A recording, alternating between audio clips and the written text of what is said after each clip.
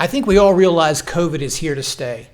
And unlike the M. Night Shyamalan movie The Signs, where seemingly these invincible and unkillable aliens invade the Earth, only to find out later that they can be killed with just water, there's no quick and immediate solutions to COVID. Not only will this disease be with us for a long time, it has changed the way that we will live our lives forever. Gone are the days of suit and tie, elbow to elbow crammed office spaces. The future winners from coronavirus will be technology companies that provide work-at-home solutions, and the losers will be the office leasing and commercial real estate businesses.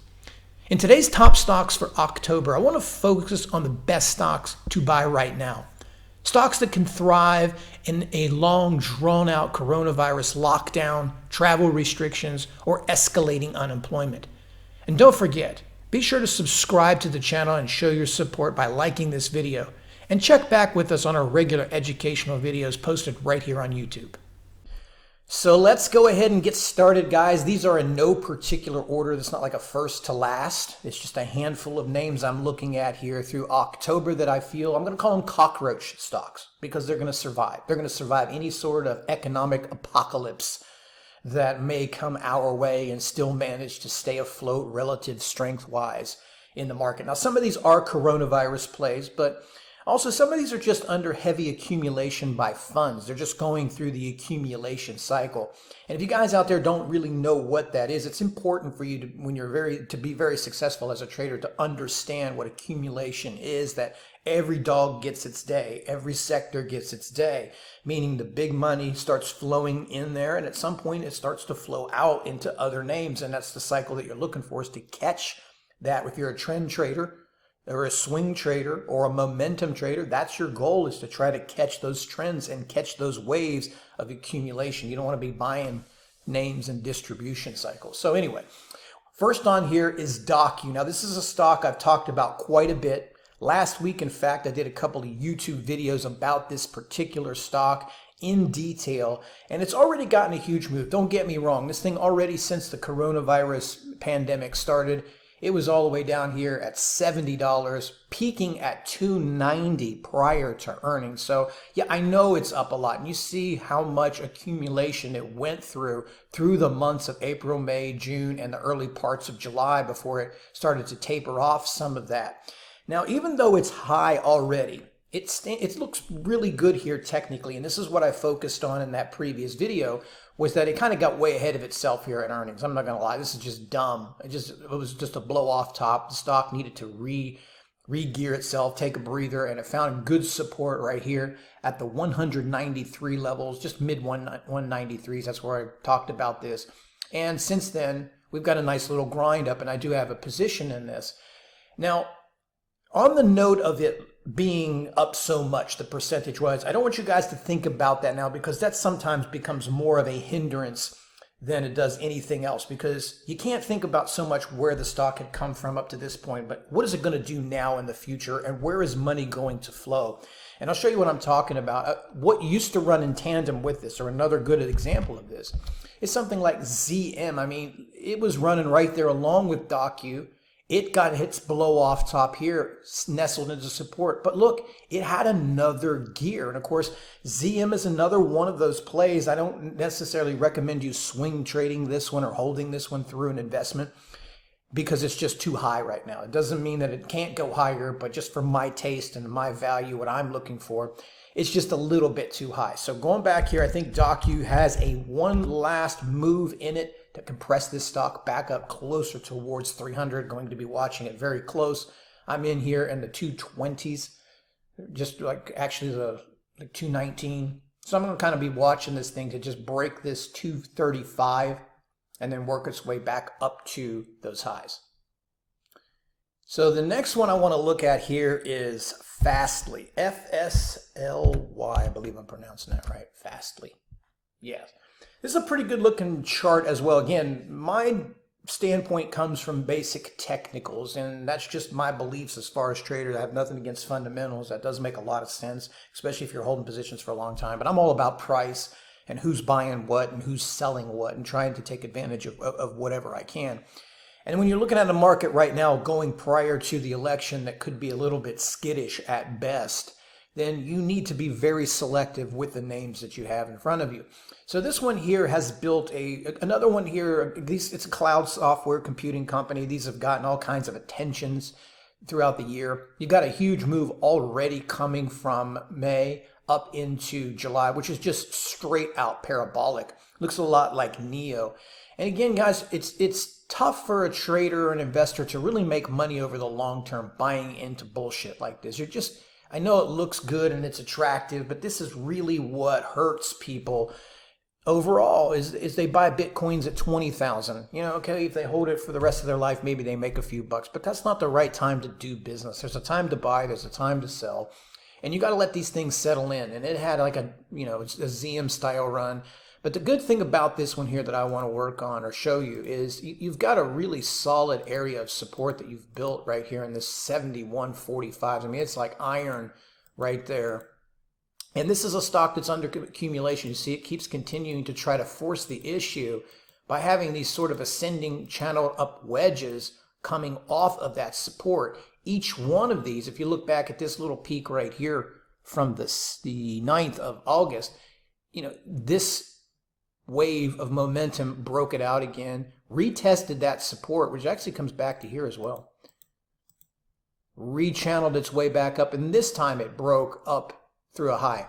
Now, because I'm mainly a technical trader, I don't want to buy this right here. I think if you run the same pattern, you're probably due for a little bit of a down channel that takes you somewhere into the 83 to 85 area. And I think that's where I'd want to start a position. Again, that doesn't mean that it won't go higher, that it can't ramp, that, this is a golden way of doing trading. It's just for my taste, the level of position sizing that I'm using, my risk versus reward. I don't really want to start a position here. I'd much rather be down here. If it goes up here without me, then that's just what happens.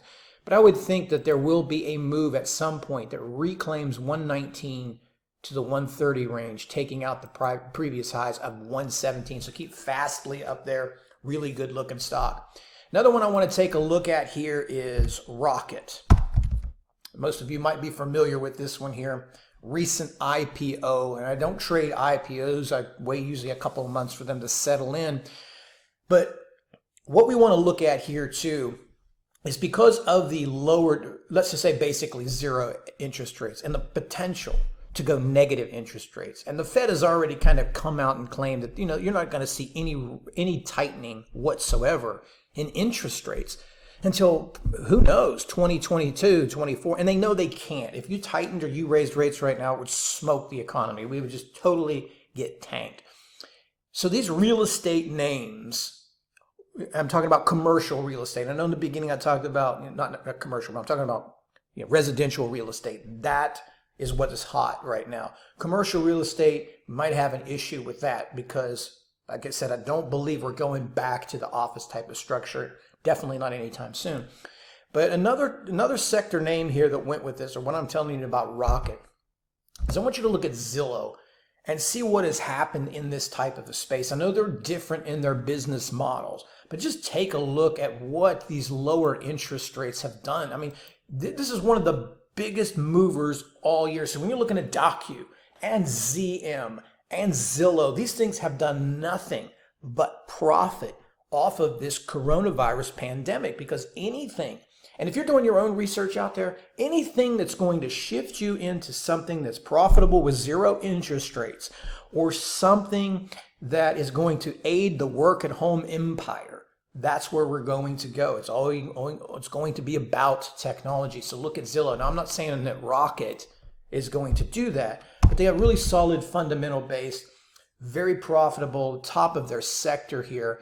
And now that we've gone a couple of months into the IPO, you see it's trying to build some structure down here. I think for me on this one, I've got to see a little bit more juice out of this name. I think I need to see this above 23.11 on volume. It's trying its best to hold these last few days of a rally. It's given a little bit of it back, which is understandable. But I'm looking for it to build some structure in here and then start to remount and work its way into the 30s, up to the 34s, and who knows, maybe into the 40s. All this thing needs to do is just start coming up out of here, and you'll start to see the attraction into this name. Now another one here. This is definitely my all-time fave now, swing trade. Those that have been in the room, I've been in this thing since $27, and it's been so long since I've had a dollar per share gain like a stock like this, where I've held it from 27 to the 113s. I mean, it's been so long since I've done it, since 2000 and 2001. I've made more money on single trades because I've used bigger size and shorter time frames, but I've never just held something. I feel like, Doug E. Buffett over here swing trading for so long. But again, this is that stay-at-home theme. And I think when you look at gyms and you think about who's going to want to go back, a large part of those people aren't going to want to go back because it's like a petri dish of disaster there, right? Like more bacteria festers itself in a gym. People are in no urge to go back. Now, I feel personally that the bicycle is overpriced. There'll be knockoffs, but it's like that. It's like an Apple. It's got branding to it. So what I mean by that, guys, when we're talking about branding, Netflix is a brand, and what that means is Netflix can raise its prices. People will stick with it because it's a brand. A knockoff doesn't have branding power. They raise their rates, nobody comes in there. Apple is a brand because they could build shit computers, right? They don't. I'm just saying they could jack up prices, and people are going to do it. It's like a religion. You can't part some people with an iPhone. Even if it's the worst phone for sale, they're still going to buy a new iPhone. They're still going to stand around the corner because it is a brand. So they can charge extra prices. So Peloton will always be a brand. And that's important for you guys to understand because they can raise prices. They can charge those monthly subscriptions for the computer-based, whatever they're doing there. So now let's talk about technicals with this. It's too high right here. Even though I have a position in this, it's still too damn high. Now I'm not dumb. I've taken some off of the table on the way up here.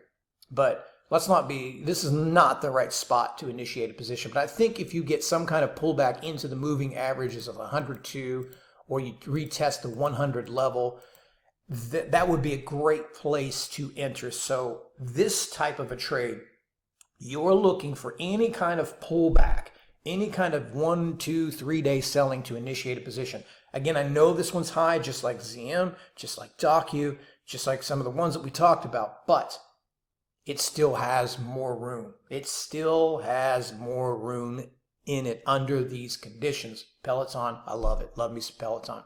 Last, I'm going to put one here that you guys have followed me for a long time in the market monitorings. I've talked about Roku. Roku is now back to being Roku. It sat for a long time trying to recapture its identity. And I tell you what, it's a little bit like Peloton here. It's a little too high right now to initiate a position, but I think if you can move back into the 190s, rebuild the base under the breakout, this one will be a pretty good trade as well. Something more, maybe more of a short term. So when I go back through this, I want to just kind of run through real quickly here. I think when you're looking at Docu, you have a trade that could be made right now. Docu's in a good position right now. FSLY, a tiny bit overbought right now, or not quite at the right spot. You have RKT, which I think is in a good spot to initiate a position right now. And of course, you have Peloton and Roku. I think these are great looking stocks right now. Now, there's a ton more, obviously, that look very good. There are other names that will accelerate and have good months, but that's what you want to look for, is that sector that gets the attention and who gets the sympathy out of this. And on a last note with that, as you're doing your research and you're building through your own list, that's what you want to look for going forward, is you got to pay attention to who's going to profit from the work at home empire, who is going to benefit from staying at home, and who is going to suffer the most. And I think we kind of know where that is. So I hope this makes some sense to you. I hope these trades work out for you. Thanks for watching the top stocks to buy in October. If you have any questions, concerns, quarrels, or curmudgeons, please leave them down in the comment box. As always, feel free to join me every day the market is open for live trading. Take care, guys, and trade well.